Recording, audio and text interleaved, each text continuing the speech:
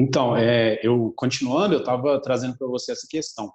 É, em 73, do século passado, né, a Suprema Corte Americana ela foi levada a debater essa questão, se havia direito ou não da mulher abortar. E lá eles decidiram que estava dentro de 1973, né? isso. É porque senão o E pessoal lá. confunde. Acho que o século passado foi em 1873, aí em 1900. Entendi. Em 1973, aí eles decidiram que que a questão da escolha ela estava relacionada ao direito de privacidade das pessoas. Então, se fez, se não fez, estava dentro ali da sua privacidade. É um posicionamento plausível? Sim. É certo? Não sei. Talvez lá nos Estados Unidos, talvez aqui não. A gente. Eu te mutei sem querer, perdão. Pode continuar. Tira o mute aí. Perdão. Tá me ouvindo? Tá me ouvindo? Tô ouvindo, Opa. tá ótimo. Tá. Aqui no Brasil, a gente ainda não teve a oportunidade de tratar sobre isso. Naturalmente, né, o parlamento é o lugar mais adequado para você tratar sobre questões políticas. Mas e isso vai ter um custo, né, porque são parlamentares que são pagos, tem toda uma estrutura parlamento para você manter eles lá em Brasília, da mesma forma como o judiciário também não é barato, a estrutura estatal ela não é barata, ela tem uma serventia, ela está ali por algum motivo. É isso que eu venho falar em relação ao custo dos direitos, né? Mas lá ficou definido que estava relacionado a uma questão de privacidade das pessoas, se você aborta ou não. E aí, algumas leis que vedavam o aborto, elas acabaram sendo declaradas inconstitucionais à época. O Brasil ainda vai chegar nesse tipo de debate, a gente vai chegar em um ponto em que a gente vai debater. Já eu não sei, a gente não tem como a gente antecipar, né? Mas o momento já foi mais adequado para a favor, acredito, do que contra, porque agora a gente está um governo que aparentemente como a gente fala, conservador. Então, talvez esse debate ele não avance no parlamento, por agora, pelo menos. Se fosse em outro período, talvez ele avançaria mais. Talvez agora não.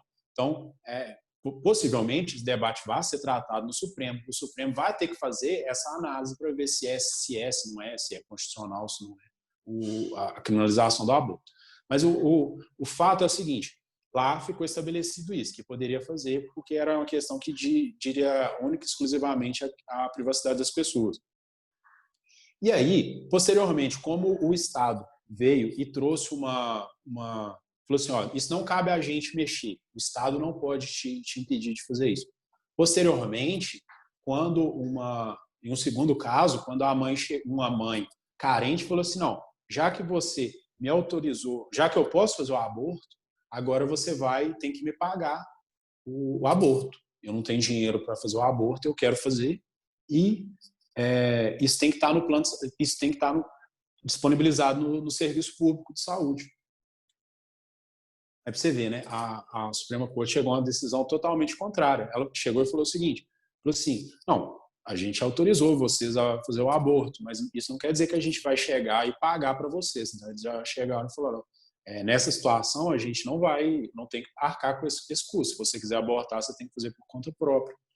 Eu acho que até um pouquinho tem a ver com o nosso debate aqui também, né? Porque, de certa forma, as pessoas que defendem o aborto, eles chegam e falam, não, porque o aborto acontece em todos os lugares do país e a gente não...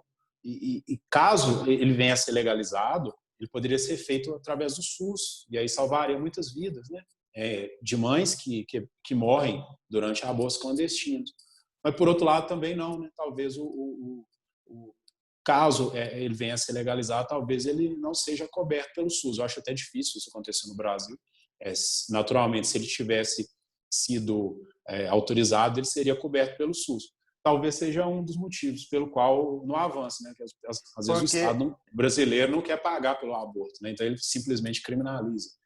É só um debate, né? Assim. Porque o que a gente tem, que a gente entende por saúde aqui no Brasil é muito diferente da saúde americana, né? Se você for internado nos Estados Unidos e tal, você tem que ficar 14 dias internado, você sai de lá devendo até sua alma, né? Você sai de lá, você sai do hospital devendo um absurdo, porque lá você não tem SUS, então a saúde ela é privada.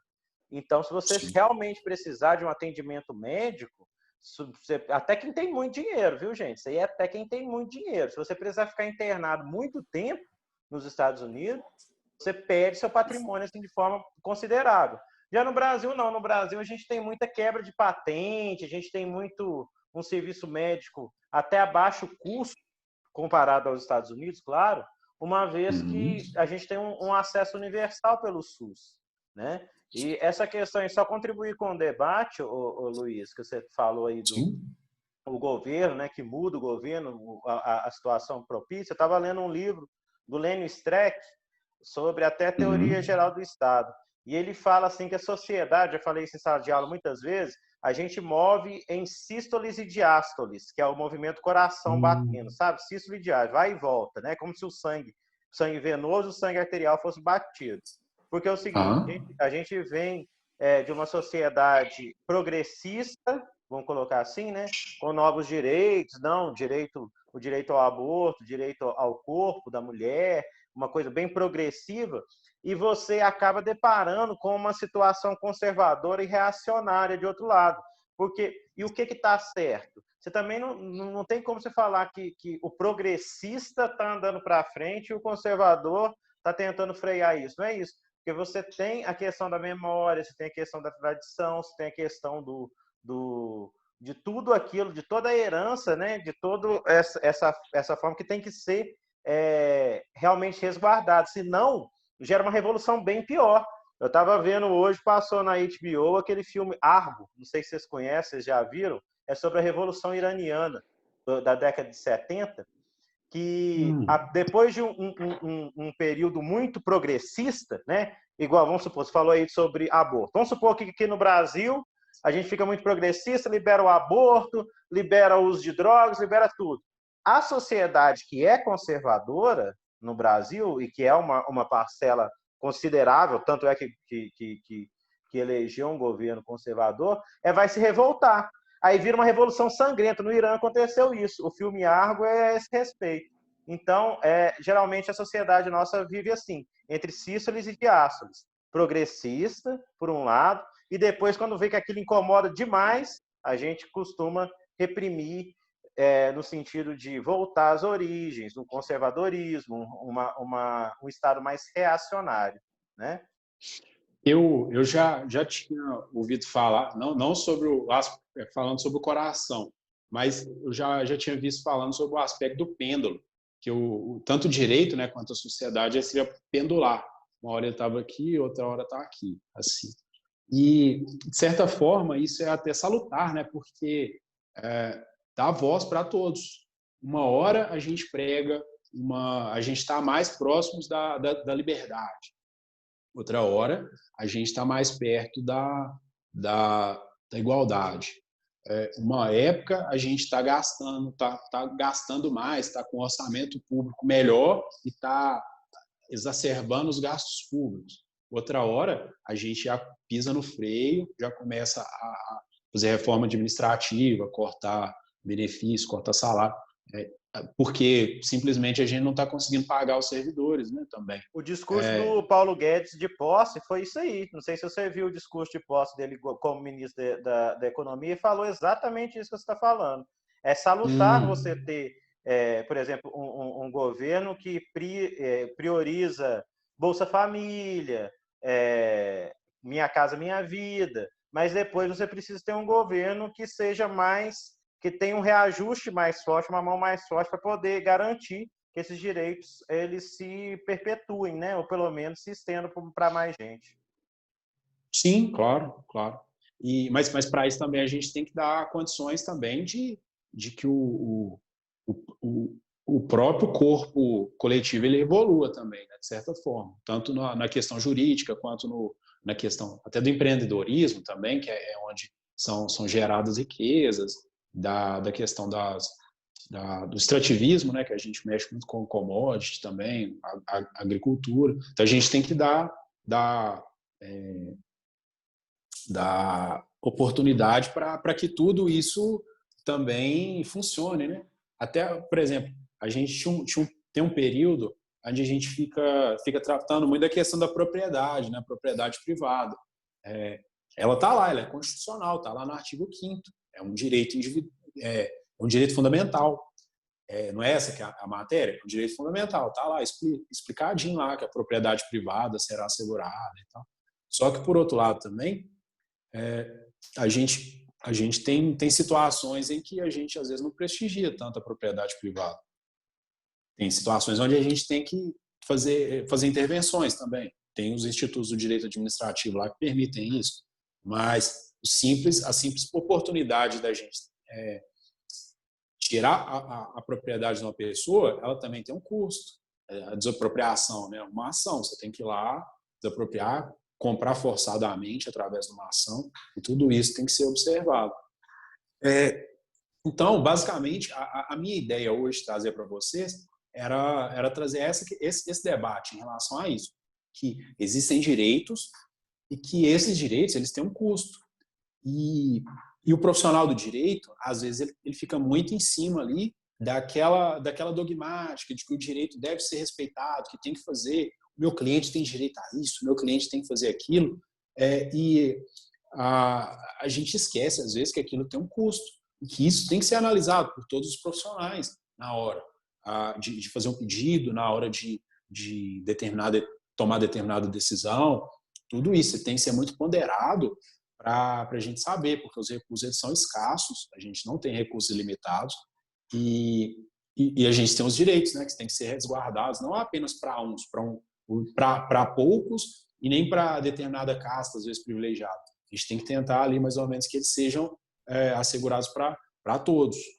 O ideal é esse, a gente tem que trabalhar sempre nesse sentido, de fazer boa gestão do dinheiro público, ou evitar, né, excessos, porque os recursos são escassos. Era mais ou menos isso que eu queria trazer. Pessoal, tem perguntas? Vamos mexer um pouquinho com perguntas aí, que senão fica um monólogo que não é muito bom. Galera, entra aí, manda perguntas, falam o que vocês quiserem. Fala aí, Jean gosta de perguntar, conversa aí, fala aí. Pergunte alguma coisa pro juiz. Pergunta para ele. Luiz, o juiz, ele representa a figura do Estado, né? Logo quando ele, por exemplo, uma pessoa entra pedindo um remédio, que seja para a União, por exemplo, e a União vai lá e nega, por exemplo. E o juiz, representando o Estado, vai lá e permite que aquele remédio seja fornecido pela União, pelo Estado. Você acha que isso é meio contraditório? Tipo... Entendi. Entendeu? Entendi sua questão. É o Estado falando que o Estado não fez isso, né? Então, o Estado mandando o Estado. Sim, de certa forma, sim. Mas o que a gente vê? Quando foi moldada aquela questão dos poderes, dos 3 poderes, né, das 3 funções do Estado, pensou-se no seguinte: a gente vai tirar o poder do rei absolutista e colocar ele na mão de núcleos diferenciados. Cada um vai fazer uma função. O legislativo ele vai estabelecer regras, o executivo ele vai executar, ele vai fazer o que até eu acho que está muito associado ainda até ao que o rei, né, que o rei fazia. Na verdade, o rei fazia tudo. Mas o executivo vai ali chegar, gerir e fazer a execução, e vamos ter um poder que a gente vai poder julgar tanto terceiros quanto o próprio Estado. E aí, no caso, é o judiciário. O judiciário ele serve até como uma forma de controle. E só que o judiciário ele não pode chegar e exercer o controle para si só, de ofício, porque senão ele acaba virando absoluto, né? Ele, ele surgiu a partir de uma necessidade de dividir as coisas ali, e aí se o judiciário tomar para si todas as regras, tudo que é feito, todo o poder, então ele vira absoluto também, o que a gente não gosta. Já houve, a gente já houve ditadura, né, do executivo, que é bem normal. A gente já teve aí em várias oportunidades, né? Eu não sei se pode falar que é ditadura, não, mas a gente já teve um governo em que o executivo tinha muito poder, que foi a partir de 64. O executivo tinha muito poder. A gente já teve situações em que o legislativo tinha muito poder. E a gente deve também não permitir, né, que o próprio judiciário ele tenha muito mais poder do que outras searas. Então, a gente chama isso tem um movimento dentro do judiciário que chama de autocontenção. Quando o juiz, às vezes, vê que ele está se arvorando o poder dos outros, ou entrando muito na seara dos outros, tentando gerir, ou tentando criar a lei, aí o próprio judiciário ele chega e fala, pô, eu não posso fazer isso, eu tenho que me autoconter. Mas não é, voltando à sua pergunta, não foge muito a essa questão o Estado tem isso, como o Estado é dividido em várias funções, então existe essa possibilidade realmente parece contraditório, mas na verdade não é. É só uma questão de autocontrole do próprio Estado mesmo. Não fala, não, você tem que fazer. Só que o que acontece? Eu volto na questão dos custos e da necessidade do judiciário se autoconter e pensar no que ele está fazendo na verdade. Por quê? Quando eu chego e determino que o Estado dê determinado remédio para a pessoa, eu posso estar fazendo duas coisas. Uma, eu posso estar privilegiando alguma pessoa em detrimento de outra. Às vezes, quem não teve o conhecimento ou a oportunidade de entrar no judiciário, às vezes ele não leva o remédio. E eu posso estar furando fila. Quem não teve acesso à justiça. Eu posso estar chegando e falando assim, não, você vai ter direito. Aí, às vezes, o cara que estava seguindo a fila certinha do SUS lá para conseguir o remédio dele, ele perde o lugar da fila dele para um que entrou na justiça e entrou na frente. É uma coisa assim que o juiz, o judiciário como um todo, ele tem que pensar muito bem. Ele tem que pensar muito bem antes de fazer esse tipo de coisa, de intervir em outros poderes. E a gente pode estar simplesmente furando fila. Eu penso muito nisso na questão da UTI que eu trouxe para você.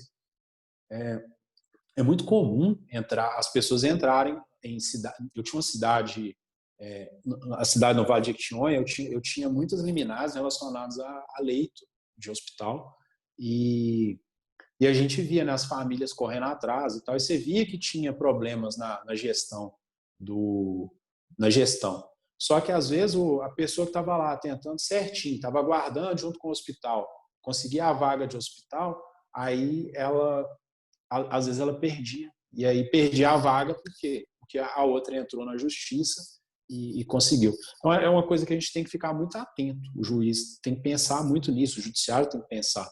E pensar também na questão dos custos. Se o leito ele é escasso, né, a gente tem que ver isso. Se os leitos são escassos, o mais certo, o mais igualitário é que haja uma fila estabelecida pelo gestor de quem que vai conseguir primeiro. Se vai ser a pessoa que tem maior gravidade, se vai ser a pessoa que tem mais idade ou menos. Ele tem que ter critérios estabelecidos e não simplesmente aquele que conseguiu eliminar.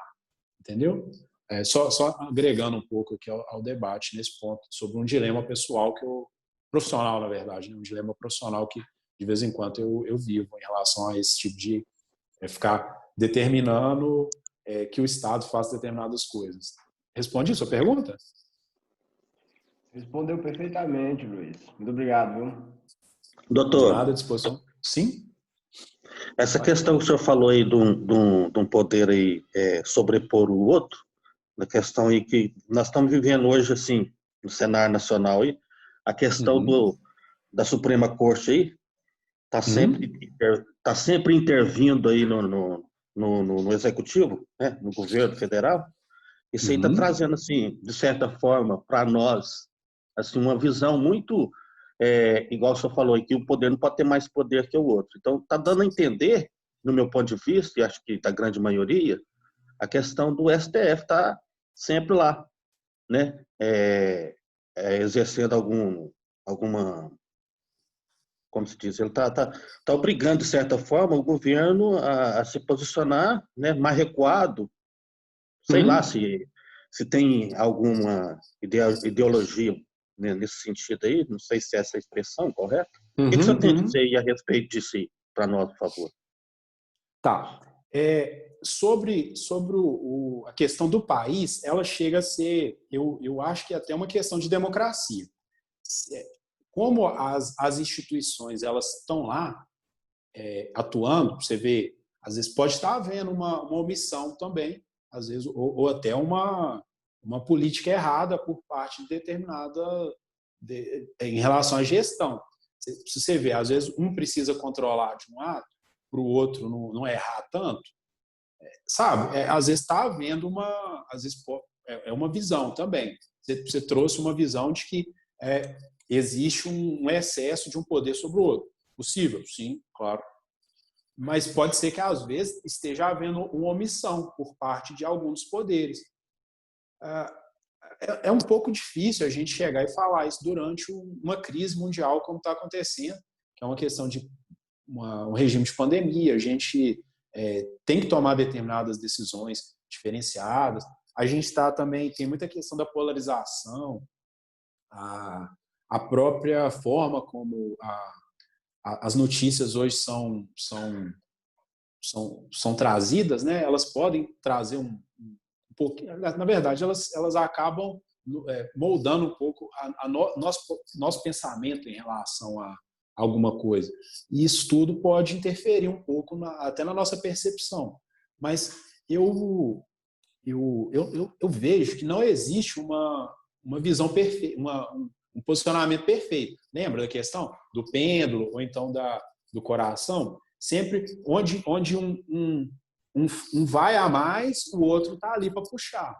Onde um vai a menos, o outro está ali para empurrar. É para isso que serve o sistema de freios e contrapesos constitucionalmente estabelecido. Ele está lá justamente para isso, se você está falhando, eu vou te fazer ir. Eu não vou deixar você fazer errado. Se você está fazendo a menos, eu vou te empurrar. Se você está fazendo a mais, eu vou falar, calma.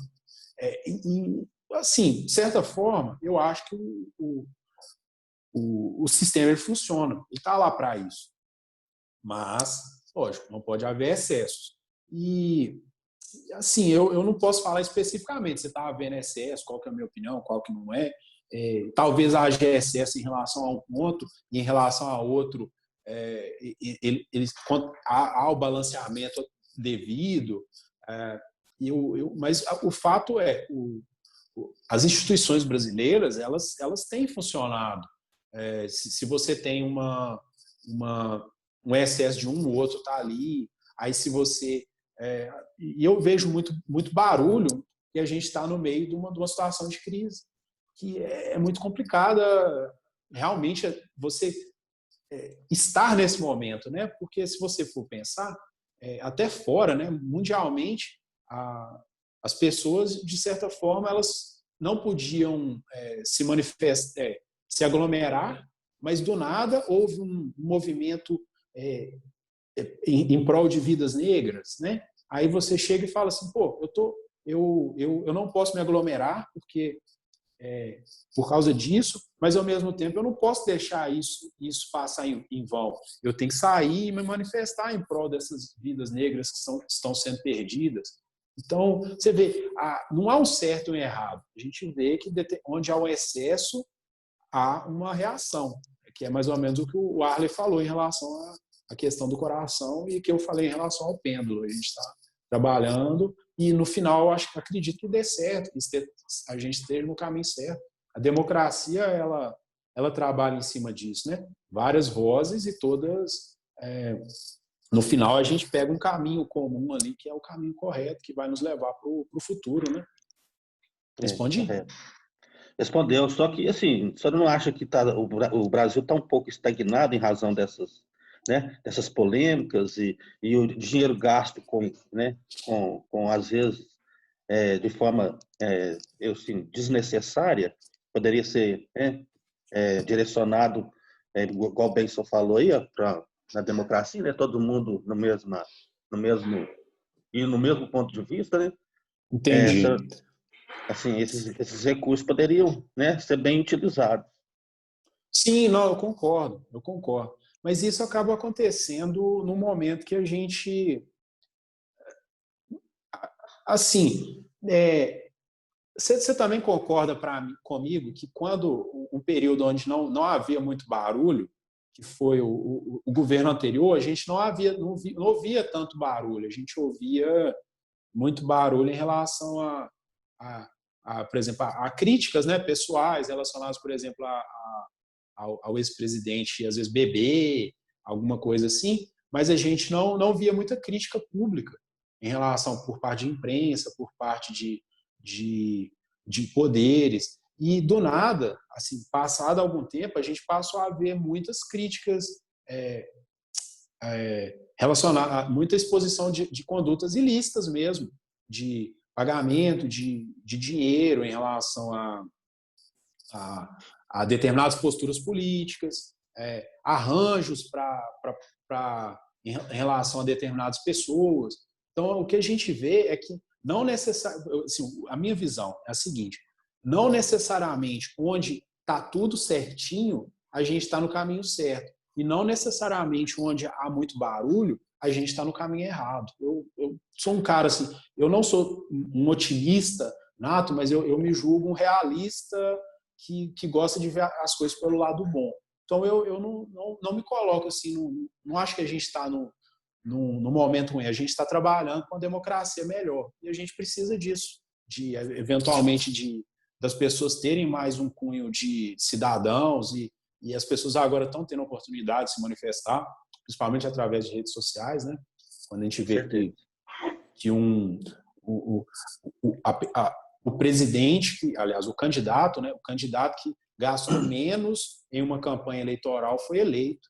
Isso é uma questão assim que há pouco tempo atrás isso era Impossível, absurdo, né? impossível. Você tinha que estar necessariamente vinculado a alguém que tinha um orçamento grande, né? Então, para a gente chegar num ponto desse, é uma coisa boa, mas assim, a gente vai caminhando para melhoria em relação ao estudo aí. Mas, por outro lado, também, né, ainda teve a questão do fundo, né, daquele fundo aprovado, que eu não concordo. É uma questão assim, as campanhas políticas, eu acho que elas tinham que ser mais privadas do que propriamente públicas, né? Mas foi a saída que nós brasileiros conseguimos lá com os nossos representantes. E vamos ver. Veio, por um lado, não gastou muito. Acredito que mais políticos vão poder fazer isso, porque a gente tem os meios agora para gastar pouco na campanha política. Mas, por outro lado, também a gente veio uma destinação orçamentária para um tipo de campanha pública. Vamos ver o que vai dar. A gente está trabalhando de um lado, de outro. A gente vai melhorando, né? E o lado bom disso aí é que a sociedade ela está mais participativa, né? E a questão, todos estão vendo como está funcionando, né? A política, de certa forma, os poderes, né? De certa forma. Então, assim, eu acredito que nos próximos pleitos, com certeza vai ter, assim, uma grande melhora, né? Eu acredito, né? Tem essa esperança de representantes com mais capacidade, com mais, né? Legitimidade, com mais respeito aos bens públicos, ao dinheiro público, né? Vamos torcer para isso.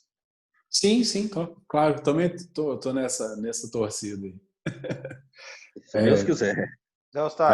Quer perguntar? Pode perguntar. Doutor, boa noite.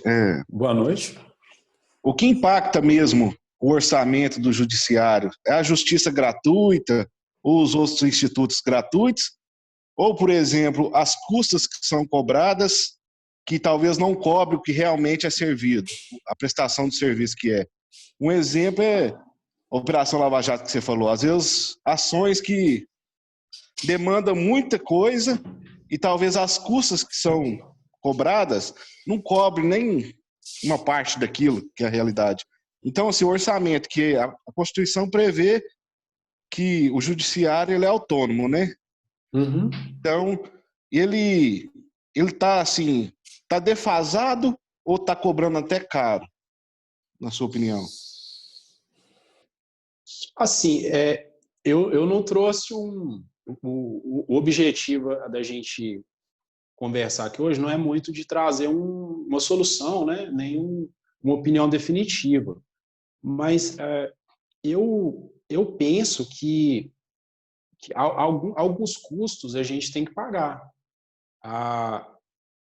Nacionalmente, né, aparentemente, a sociedade brasileira ela precisava desse sacode em relação a essa operação.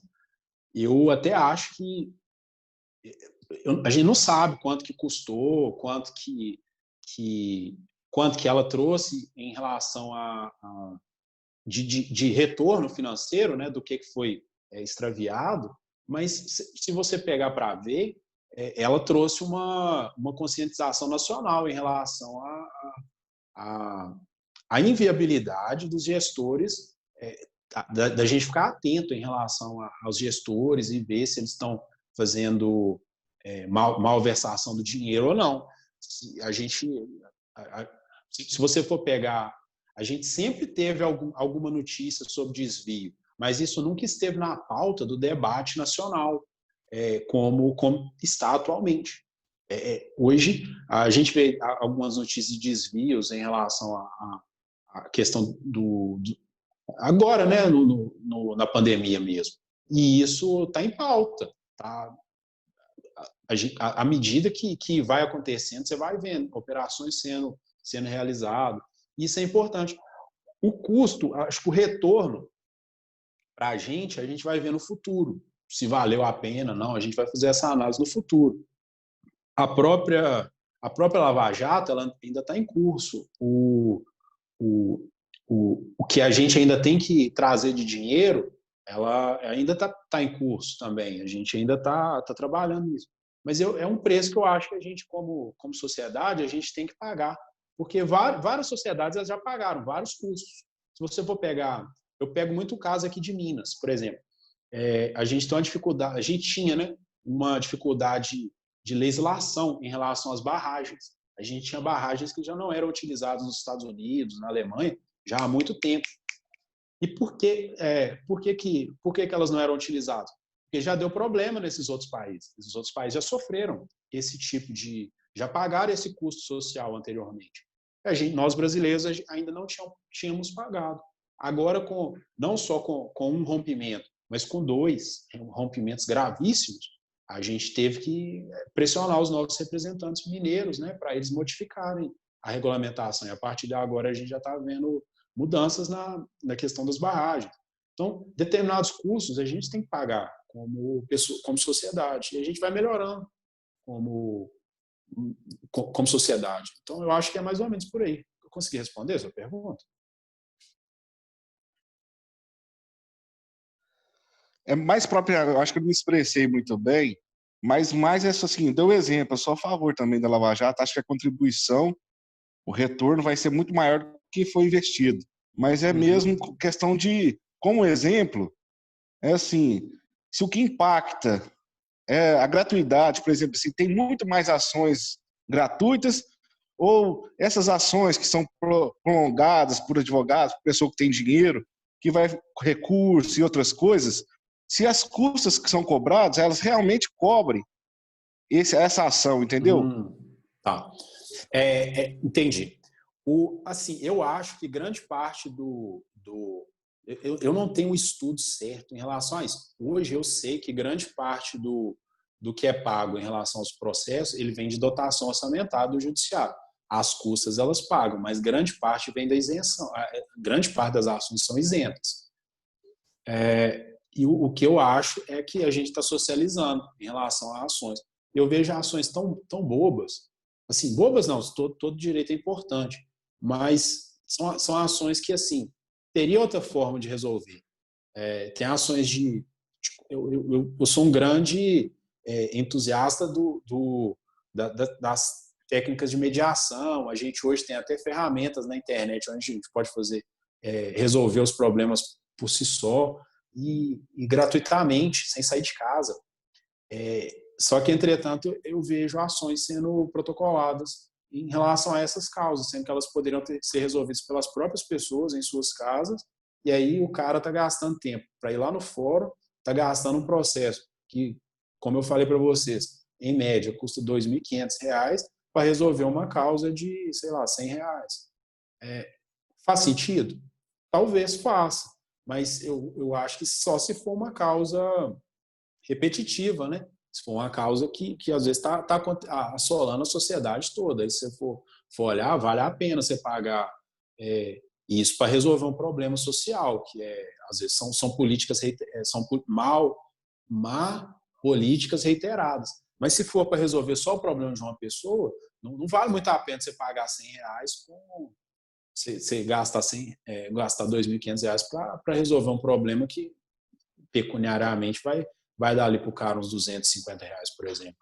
Aí é por isso que eu falo que a gente tem, o cidadão ele também tem que pensar nessa questão quando ele vai entrar com uma ação judicial. Mais ou menos o que eu penso, sabe? Eu particularmente, eu tenho muito poucas ações judiciais que eu entrei, e nenhuma delas eu entrei depois que eu era juiz, porque eu passei a ver como que é a coisa, como que é a situação. Mas eu tenho conhecimento técnico para resolver determinadas coisas fora do Poder Judiciário, através até de sites, né, como se eu tenho um problema de consumo, eu vou no consumidor.gov.br, não sei se vocês conhecem, tem um Reclame Aqui, eu entro em contato com a Anatel, então acho que dá para resolver por aí. Mas tem muitas coisas que às vezes as pessoas insistem em brigar judicialmente, mas que eu acho que elas extrapolam. E às vezes até sob o palio da justiça gratuita ou vão no juizado também, né? Porque o juizado, por exemplo, o juizado ele é de graça, você não paga justiça gratuita, mas às vezes as pessoas não exercem ali de forma adequada e entram com um processo e fica um processo assim meio inútil, que não resolve um problema de forma social, e também você gasta um dinheiro ali para resolver um problema que às vezes para a pessoa não vale tanto ela deslocar de casa, ir numa audiência, depois voltar, depois ir outro dia, voltar em casa, pagar advogado, às vezes nem para ela vale muito, entendeu? Então, eu trouxe essa visão crítica para vocês tentarem até entender um pouco antes de entrar com a ação ou de tomar qualquer decisão em relação à vida de vocês. Era isso. Gente, tá acabando aqui o prazo aqui. Luiz, uns 30 segundinhos só para você despedir do povo. Muito obrigado por você ter contribuído aqui com a gente, você ajudou bastante. Antes que acabe os 40 minutos, pode falar aí. Beleza. Pessoal, muito obrigado pela oportunidade aí. Qualquer coisa, estou à disposição. Meu Instagram é público, pode ir lá que a gente conversa. Luiz Henrique GDO, tá bom? E muito obrigado e espero ter contribuído aí para ajudar vocês. Gente, brigadão. Luiz, a gente conversa depois no Zap. Muito obrigado, gente. Vocês estão liberados. Até mais. Um abraço. Valeu.